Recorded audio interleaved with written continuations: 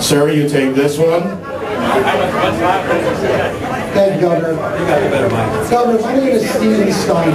10 years ago, I lost my son to a prescription drug overdose. The politicians for the past 20, 30 years have never talked about the drug problem in this country. The last time we had a politician talk about the drug problem was Ronald Reagan and Nancy Reagan. She was ridiculed for doing what you did by just saying no. I know, sir, you've been touched by the same problem in your family. I'm asking you to make a pledge with me that if you run, that you will make the drug issue in this country a part of your platform, and if you make it to the White House, you will use the White House as a bully pulpit to reinstitute the Reagan drug philosophy, okay? That's what I'm asking you to do. And if she's going to be our First Lady, I would ask you to make it part of your platform too.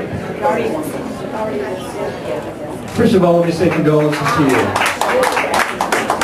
And let me say I did lose my sister last year. And she was lost to her challenges that she picked up in life. Very several of them. I love my sister. I'm not alone, and I went to visit her grave over the weekend, over the Memorial Day weekend.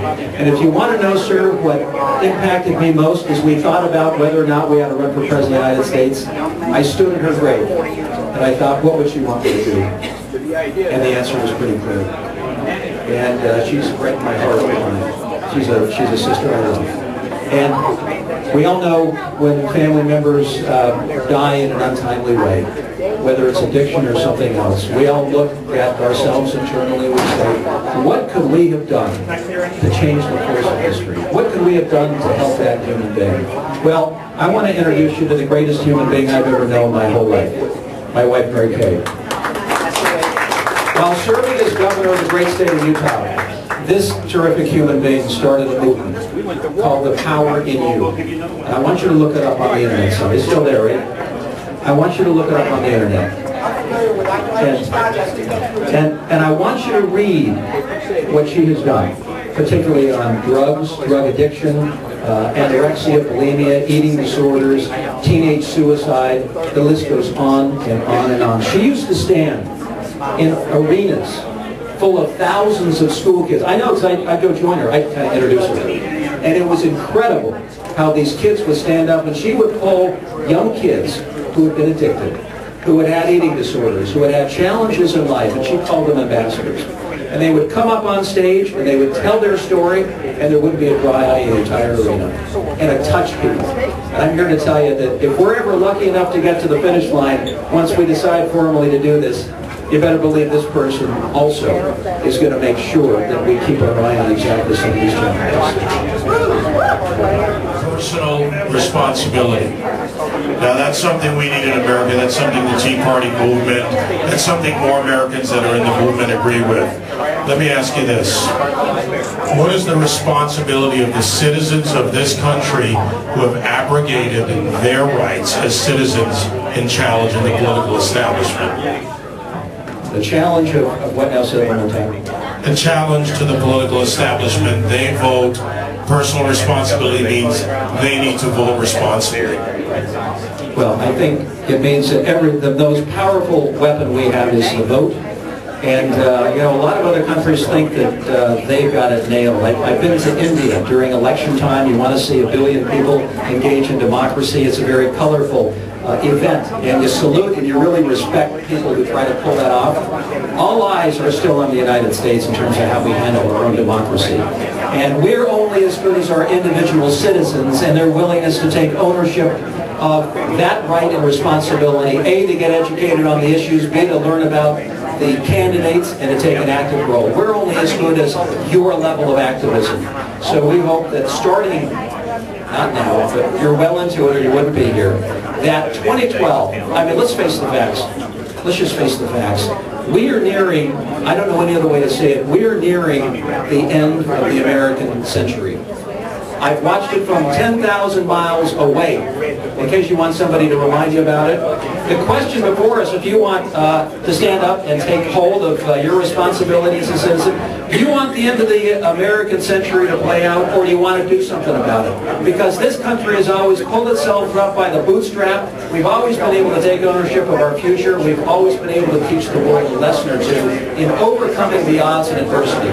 So there is no more important day election cycle, I would argue, than 2012. Get busy on the issues and take ownership of your responsibility. Thank you, Governor. We have one more question. We're just at the dock, but as long as they haven't dropped the gangplank, you're mine.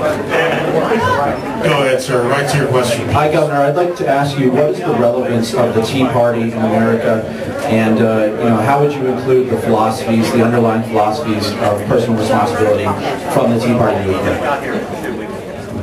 Stepping up and playing an active role, understanding the Constitution and constitutional government, remembering traditionally what America stands for, and when the country is moving in a wrong direction, standing up and getting mad and speaking out and organizing around the issues that you feel passionate about. I have to say that the Tea Party movement itself is a quintessential American response to problems. If we were all flat-footed, and didn't care, what would that say about our democracy, about our republic? Come on, but the fact that people are banding together, making noise, in some cases making life very painful for elected officials because they care about the issues, that's a manifestation of who we are as people in our American democracy. Thank you, Governor. Now, ladies go first. I know gentlemen have other questions, but I am a gentleman. I'm a mother of a 9-year-old and a 10-year-old, and the thing that I'm most concerned about is whether or not to teach them Chinese. Well, okay. Am I right? Will, 你要不要跟我讲中文？我就问你一个问题好不好？你要不要跟我讲中文？我会说中文，没有问题，没有问题。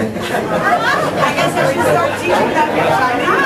I will tell you that William has a sister who is 5 years old.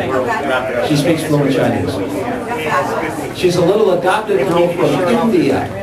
So if you want an interesting sight on the streets of Beijing when we lived there, this guy, clearly not Chinese, walking with my daughter, clearly Indian, speaking Chinese. If that didn't turn a few heads, it certainly did. Let me just answer it this way. We need to get serious about 21st century languages, you know what I mean? We all in school had an opportunity to learn Spanish or French or German. Not that those are unimportant languages, but let's get serious about where the 21st century is taking us and who the two leading countries on the world stage are going to be. And you're able to bridge those cultural gaps and address those differences through language. Language is a window that allows you to better understand culture. So I would, in the Utah public schools, we started Chinese language. And I've got to tell you, we have probably the most aggressive program anywhere in the country. Now a lot of other states are trying to follow it. We had to throttle back a little bit on German, and I got a nasty letter or two from German teachers. But here's the thing, the parents understood the importance of where their kids were going and the journey they're likely to take in the 21st century, and they would line up in the classroom to sign their kids up. They'd never been to China. They didn't know anything about it, but they understood where the 21st century was going and what would be good for the next generation. So I would say you've got a head start if you're willing to do that.